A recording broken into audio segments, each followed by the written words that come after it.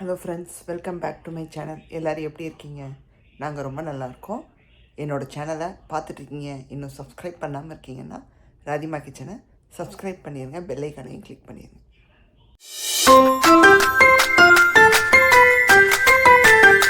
இன்றைக்கி நம்ம பார்த்திங்கன்னா ஒரு ஹெல்த்தியான ரெசிபி தாங்க பார்க்க போகிறோம். ரேப் தாங்க பண்ண போகிறோம்.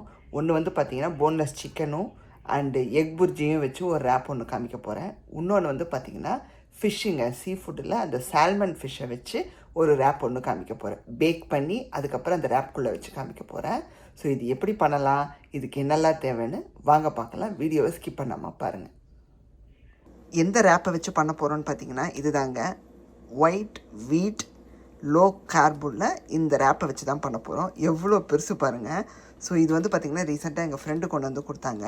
ஒயிட் வீட் இருக்கான்னு எனக்கு தெரியாது, நீங்கள் கேள்விப்பட்டிருந்தீங்கன்னா சொல்லுங்கள், பார்த்துருக்கேன் அப்படின்னா.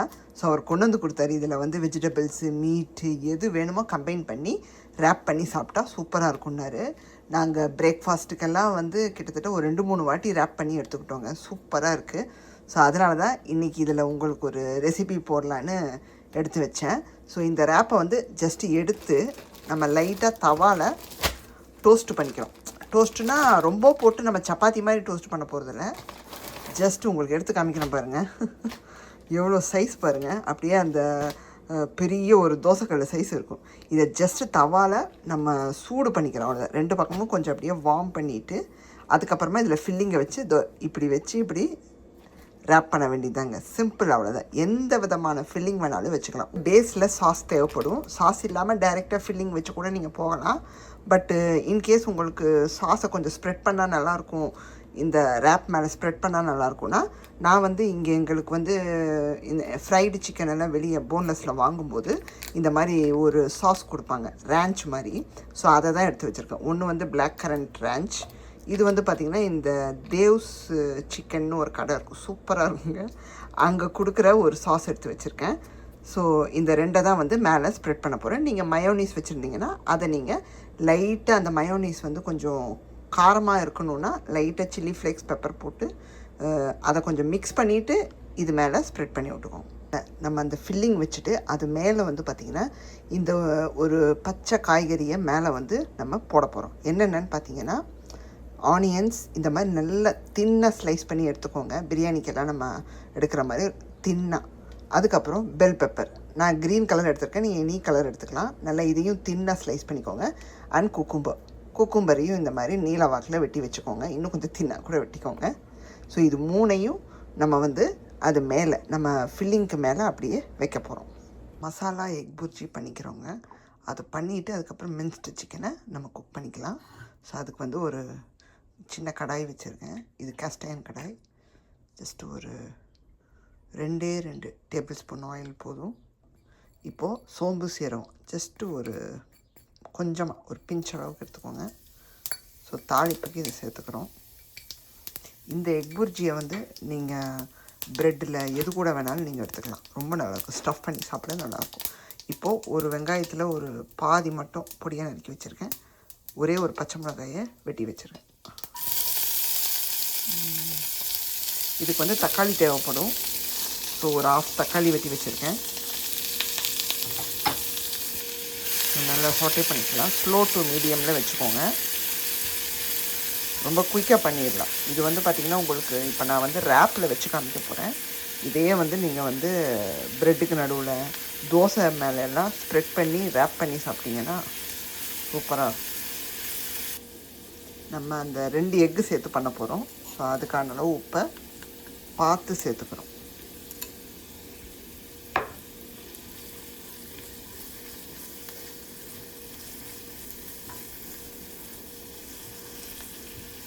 கூடயே கொஞ்சோண்டு இஞ்சி பூண்டு விழுதுங்க. ஜஸ்ட்டு ஒரு 1/4 டீஸ்பூனுக்கும் கொஞ்சம் கம்மியாகவே எடுத்துக்கோங்க. ரொம்ப தேவைப்படாது, எக் புர்ஜிக்கு ரொம்ப தேவைப்படாது. ஜஸ்ட் ஒரு ஃப்ளேவருக்காக கொஞ்சமாக சேர்த்துக்கணும். தக்காளி சேர்த்து நல்லா பஞ்சு மாதிரி இதை குக் பண்ணி எடுத்துக்கிறோம்.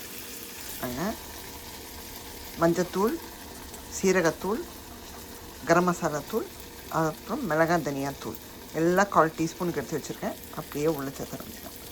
மிளகாத்தூள் மட்டும் காரத்துக்கு ஏற்ப நீங்கள் 1/4 அரை டீஸ்பூன் வரைக்கும் சேர்த்துக்கலாம். ஏன்னா நம்ம பச்சை மிளகாயும் சேர்த்துருக்கோம். ஸோ பார்த்து கவனமாக சேர்த்துக்கோங்க. நல்லா கலந்து விட்டுட்டு இந்த மசாலா வாடை போகணும். போனதுமே எக்கை சேர்த்துற வேண்டியதான்.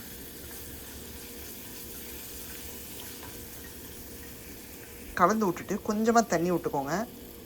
ஜஸ்ட் கொஞ்சமாக 1/4 டம்ளருக்கும் கொஞ்சம் கம்மியாக ஜஸ்ட் ஒரு 2 டேபிள் ஸ்பூன் அளவுக்கு அந்த அளவுக்கு விட்டுக்கோங்க. ஏன்னா நமக்கு அந்த ஸ்மெல் போகணும், லைட்டாக அந்த மசாலாவோட வாடை போகணும். அதுக்காக அதே சமயம் நம்ம அந்த எக்கை உடச்சி ஊற்றும் போது நம்ம வெங்காயம் தக்காளி கிரேவியோடு நல்லா கம்பைன் ஆகும். ஊற்றி கலந்து விட்ட பிறகு கொஞ்சம் நேரம் ஒரு 30 செகண்ட்ஸுக்கு நீங்கள் நல்லா அப்படியே விட்டிங்கன்னா உங்களுக்கு இந்த மாதிரி கொதிச்சு கொஞ்சம் அந்த ஃப்ளேவர்ஸ் எல்லாம் நமக்கு அந்த பச்சை வாசம் போயிடும். இப்போது 2 முட்டை உடச்சி ஊற்றிக்க போகிறோம்.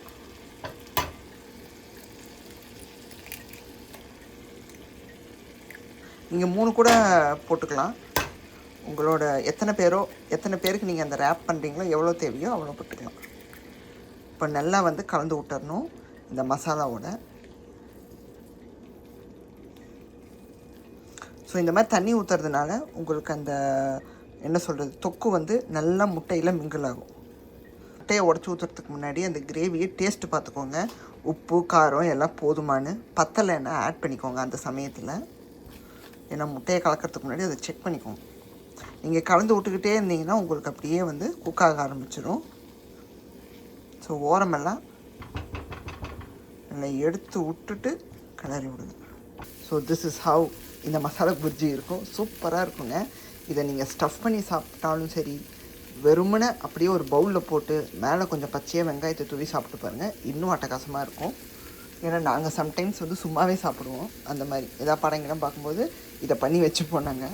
ஸோ அவ்வளோ சூப்பராக இருக்கும். ஃபைனலாக கொத்தமல்லி தூவிட்டு இதை ஒரு பவுலுக்கு மாற்றிடலாங்க. பார்த்தீங்கன்னா எக்கை முடிச்சிட்டோம். அடுத்தது போன்லெஸ் சிக்கனில் ஒரு ஃபில்லிங் ஒன்று ரெடி பண்ண போகிறோம். இது வந்து பார்த்திங்கன்னா ஒரு 2 ஸ்ட்ரிப் ஆஃப் பிரஸ்ட் இருந்துச்சு சின்னதாக. அதை வந்து கத்தியை வச்சு நல்லா மின்ஸ்டு சிக்கனை நான் கன்வெர்ட் பண்ணி வச்சுருக்கேன். ஸோ இதுவுமே வந்து நீங்கள் எத்தனை பேருக்கு பண்ணுறீங்களோ அதுக்கேற்ற மாதிரி குவான்டிட்டி எடுத்துக்கோங்க. நான் வந்து 2 ஸ்ட்ரிப்பு இருந்துச்சு, அதை காமிக்க மறந்துட்டேன். அதை அப்படியே வந்து நான் இந்த மாதிரி கட் பண்ணி நல்லா கத்தியை வச்சு கொத்தி வச்சுருக்கேன். இப்போ இதை வந்து நம்ம பேனில் மசாலாலாம் போட்டு குக் பண்ணி எடுத்து வச்சுக்க போகலங்க. அதுக்கு சேம் அதே கடாயை வாஷ் பண்ணி எடுத்து வச்சுருக்கேன். ஏன்னா முட்டை வாசம் அடிக்கும், அதனால் அதை வாஷ் பண்ணிக்கோங்க. ஜஸ்ட் 1 டேபிள் ஸ்பூனுக்கு எண்ணெய் விட்டால் போதும், அதுக்கு மேலே தேவை கிடையாது. இப்போ இதில் என்ன பண்ண போகிறோன்னா டைரெக்டாக நம்ம மின்ஸ்டு சிக்கனை உள்ளே ஆட் பண்ணியிருக்கோம். எந்த ஒரு இதுவும் தாளிப்பு எதுவும் கிடையாதுங்க. போட்டுட்டு நல்லா கலந்து விட்ருங்க. ஸ்லோ டு மீடியம்லேயே வச்சுக்கோங்க.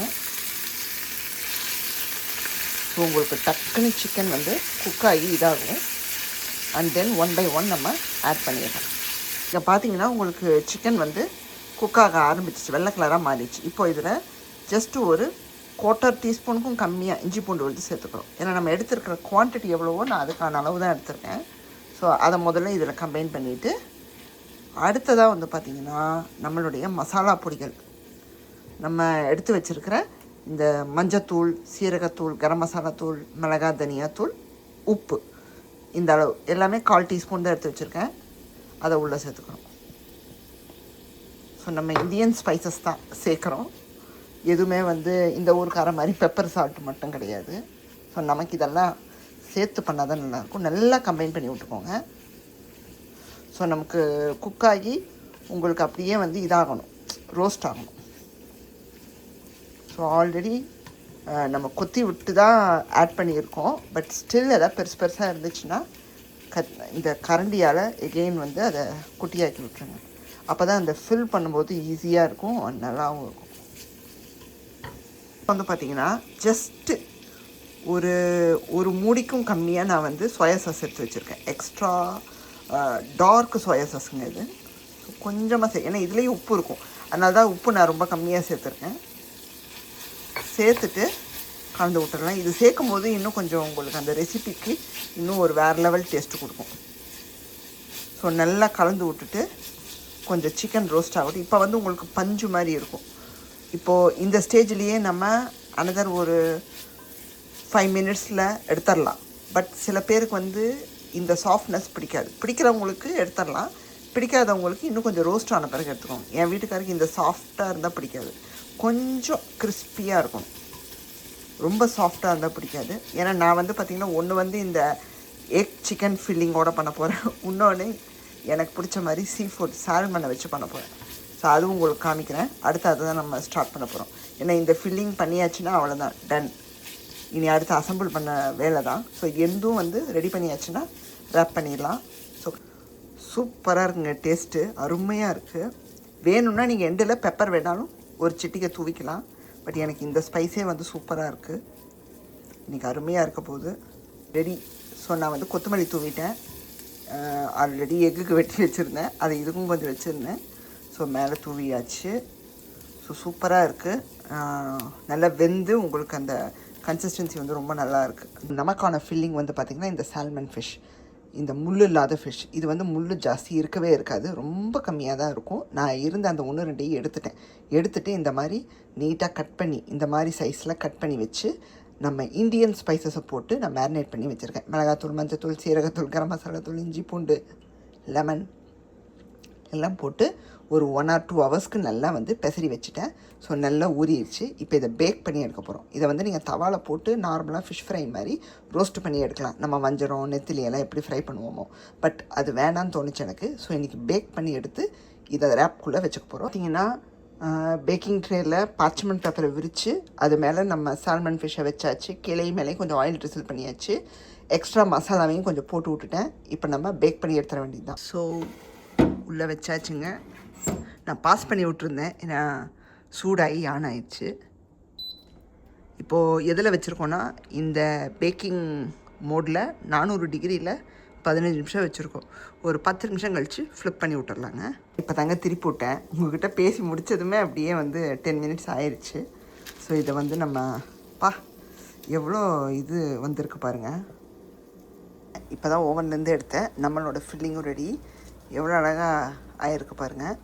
இப்போ இதை வந்து என்ன பண்ண போகிறோன்னா, அப்படியே வந்து நம்ம இதையும் வந்து பொடி மாஸ் மாதிரி அப்படியே சங்கியாக வந்து கட் பண்ணி எடுத்து வச்சுக்கிட்டு ஃபில் பண்ண வேண்டியது தான். வந்து பார்த்திங்கன்னா 15 மினிட்ஸ் வச்சேங்க. ஸோ கரெக்டாக இருக்குது. நீங்கள் வந்து எந்த ஃபிஷ் யூஸ் பண்ணுறீங்களோ அதுக்கேற்ற மாதிரி அந்த பேக் மோட்டை டைமை வச்சுக்கோங்க. சால்மனுக்கு 15 to 16 மினிட்ஸு பர்ஃபெக்டாக இருக்கும். ரேப்பை வந்து லைட்டாக வார்ம் பண்ணி எடுத்து வச்சுக்கலாங்க. நீங்கள் சாப்பிட போகிற சமயம் இதை ரெடி பண்ணிக்கோங்க. ஃபில்லிங்கெல்லாம் ரெடி பண்ணி வச்சுட்டு சாப்பிடும்போது ஃபில் பண்ணி நீங்கள் அப்படியே சர்வ் பண்ணுங்கள். சூடாக சாப்பிட்டா தான் நல்லாயிருக்கும். ஸோ நான் மீடியம் டு ஹையில் வச்சுருக்கேன். ஜஸ்ட்டு இப்படியே நீங்கள் கரண்டியை வச்சோ கையை வச்சோ அப்படி ப்ரெஸ் பண்ணி விடுங்க. அது அப்படியே சில நேரம் அப்படியே பலூன் மாதிரி புஃப்னு வரும். லைட்டாக இதை வார்ம் பண்ணிக்கிறோம். ஏன்னா இது வந்து கொஞ்சம் ஃப்ரிட்ஜில் தான் வச்சு நம்ம யூஸ் பண்ணுறோம். அதனால் கொஞ்சம் வெளியே ஒரு 15-20 மினிட்ஸ் எடுத்து வச்சுட்டு யூஸ் பண்ணுங்கள். உங்கள் ஊரில் எந்த மாதிரி, இப்போ இந்தியாவில் இருக்கீங்க நீங்கள் இதை பார்க்குறீங்கன்னா இந்த ரேப் தான் கிடையாது, நீங்கள் வீட்டில் பண்ணுற அந்த சப்பாத்தியை கூட நீங்கள் இதை மாதிரி யூஸ் பண்ணிக்கலாம். மேலே அப்படியே உங்களுக்கு புஃப்னு வருது. இந்த அளவுக்கு பண்ணால் போதும்.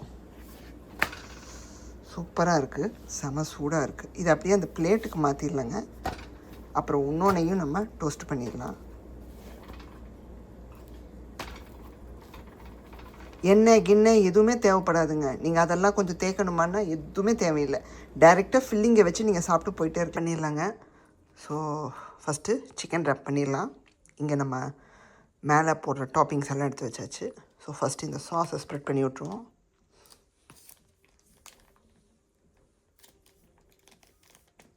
ஒரு பேக்கெட் வந்து கரெக்டாக இருக்கும். ஏன்னா நமக்கு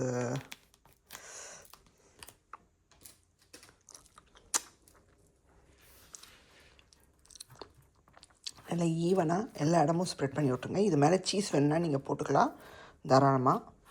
நெக்ஸ்ட்டு வந்து பார்த்திங்கன்னா நம்மளுடைய எக் ஃபில்லிங் சூப்பராக இருக்குங்க. இந்த ரெசிப்பியை கண்டிப்பாக நீங்கள் ட்ரை பண்ணி பாருங்கள். நல்லா சூடாக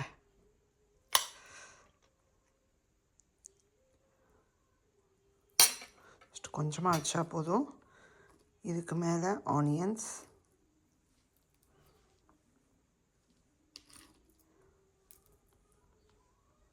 இது பச்சையாக வச்சா தான் நல்லாயிருக்கும். இதை வதக்கியெல்லாம் வைக்காதீங்க. இது மேலே கேப்சிகம், ஜஸ்ட் உனக்கு எந்த மாதிரி வேணுமோ அந்த மாதிரி உங்களுக்கு பிடிச்ச மாதிரி பண்ணிக்கலாம்.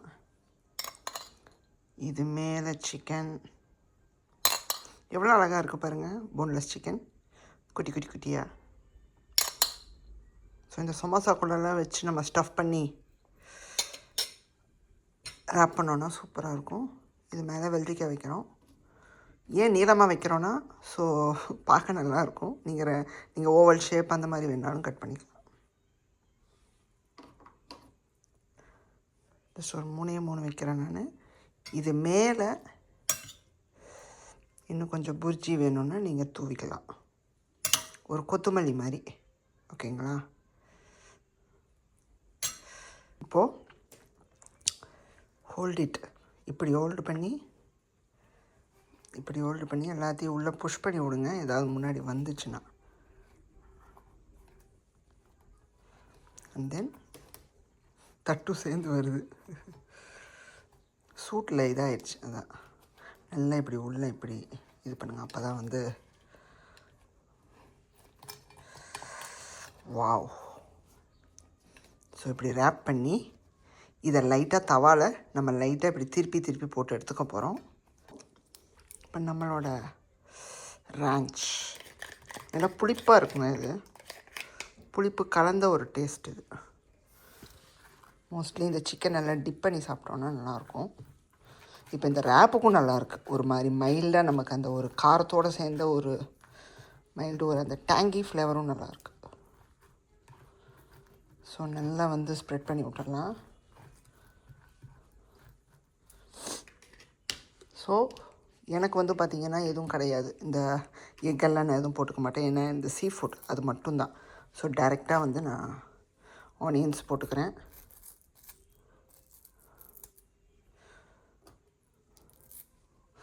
ஸோ இது ஒன்று நீங்கள் ரேப் பண்ணி எடுத்துகிட்டு ஆஃபீஸ்க்கெல்லாம் போயிட்டீங்கன்னா அவ்வளோதாங்க, வேறு எதுவுமே தேவையில்லை. கூட ஒரு தம்ஸ் அப் அந்த மாதிரி ஏதாவது ட்ரிங்க் வச்சுக்கிட்டிங்கன்னா முடிஞ்சுது. கேப்சிகம் எல்லாத்தையும் வைக்கிறோம். நான் ஜஸ்ட் கொஞ்சம் மட்டும் வைக்கிறேன். அண்டு ஃபிஷ் வந்து பார்த்திங்கன்னா நான் 4 பீஸில் 2 மட்டும் இந்த மாதிரி ஜஸ்ட் இப்படி ஃபோக்கை வச்சு இது பண்ணி வச்சுருக்கேன், அவ்வளோதான். நான் சொன்ன மாதிரி முள் இல்லாத ஃபிஷ்ஷாக யூஸ் பண்ணிக்கோங்க, இட்ஸ் பெட்டர். அதுதான் நல்லாயிருக்கும். பயப்படாமல் நீங்கள் சாப்பிட்லாம்.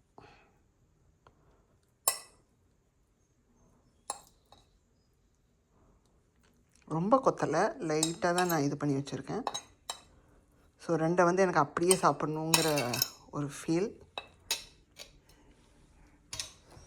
இது மேலே கொஞ்சமாக நான் எகெயின் ஆனியன்ஸ் இதெல்லாம் போட்டுக்க போகிறேன். ஸோ எவ்வளோ தூரம் உங்களுக்கு அந்த ஃபில்லிங் வேணுமோ நீங்கள் வந்து ஆட் ஆன் பண்ணிக்கலாம், இட்ஸ் யுவர் விஷ். ஆனால் குக்கும்பர் நல்லா இருக்குங்க. இது மேலே சேம் அது பண்ண மாதிரி தான். மடக்கிக்கோங்க, நல்லா உள்ளே தள்ளி மடக்கிக்கோங்க. அப்போ தான் நமக்கு பிளேட்டோட வருது. அதான் பிளேட்டை புஷ் பண்ணி விட்டேன். கர்ச்சீஃப் மாதிரிங்க, எவ்வளோ தூரம் எப்படி ரேப் பண்ணணுமோ அப்படி ரேப் பண்ணிக்கோங்க. ரேப் பண்ணிவிட்டு இப்படி நல்லா அமுக்கி விட்ருங்க. தவாவில் வச்சாச்சு. ஜஸ்ட்டு நீங்கள் என்ன பண்ணுங்கள், அப்படியே வந்து இந்த பக்கம் 1 நிமிஷம், கீழே 1 நிமிஷம், அவ்வளோதான். ஜஸ்ட் 2 மினிட்ஸ்க்கு நல்லா வந்து ஹை ஃப்ளேமில் இதை டோஸ்ட் பண்ணி எடுத்திங்கன்னா டன். இதுக்கு சீஸ் வேணும்னா நீங்கள் தாராளமாக சீஸ் வச்சுக்கலாம். மேலே கொஞ்சம் ஸ்ப்ரிங்கிள் பண்ணி அந்த முடிக்கிற ஓரத்தில் ஃபைனலாக சீஸை தூவி ரேப் பண்ணி இந்த மாதிரி டோஸ்ட் பண்ணும்போது மெல்ட் ஆகி இன்னும் சூப்பராக இருக்கும். கிட்ஸுக்கு கொடுக்கும்போது அந்த மாதிரி பண்ணிக்கோங்க. ஸோ ரொம்ப ரொம்ப சூப்பராக ஒரு ஹெல்த்தியான கட் பண்ணி காமிக்கிறேன் பாருங்கள். இது வந்து சிக்கனு, இங்கே ஃபிஷ் ஆகிட்டுருக்கு.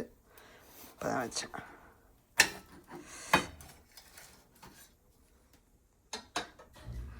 ஃபில்லிங் விளாட்ற மாதிரி இருக்கும், லைட்டாக உள்ளே தள்ளி விட்டுருங்க பாருங்கள்.